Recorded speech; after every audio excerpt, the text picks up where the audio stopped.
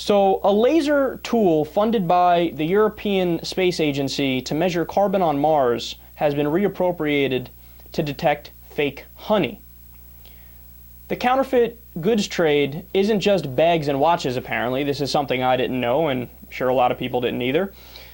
The world of honey trading is also a murky one, riddled with fakery. According to a Food Safety News investigation, more than a third of honey consumed in the United States has been smuggled from China and may be tainted with illegal antibiotics and heavy metals.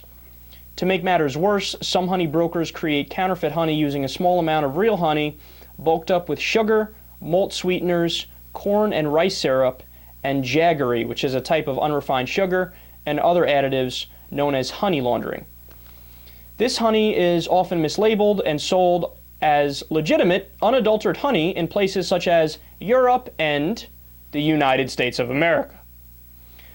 The technology wouldn't even exist but for government spending on the ESA, which is Europeans' version of NASA. So because Britain funded their space program and they developed this tool, which was used to measure carbon on Mars, because that tool has been developed and they found out, hey, this detects fake honey also, because of that, that's the only reason why we actually can track counterfeit honey and do something about it and stop people from getting sick and stop people from selling a product that isn't what they say it is, right?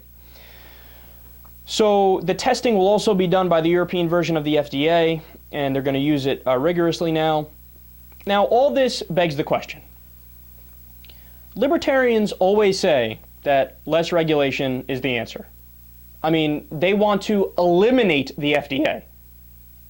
Now, maybe there's a handful of people who might call themselves libertarians that don't want to do that, but the overwhelming majority, the vast majority of them, it's part of their belief system.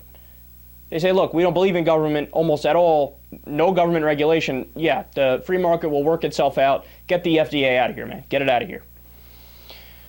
But how would less regulation have stopped this specific case? It wouldn't have. That's the bottom line.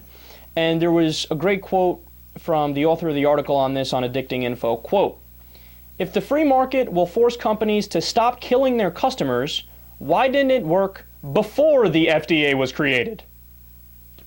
That's a fantastic question. And the libertarian response, of course, always is,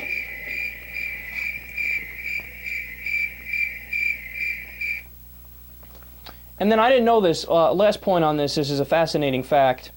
A lot of bread makers in the United States used to add cement or wood dust to their products to make them heavier. Why did they do that? Because they used to sell bread by the pound, and heavier bread equals more profits. And then what would happen if a bunch of people got sick and died? Well, you couldn't prove that it was because of the bread, could you? That long ago, could you?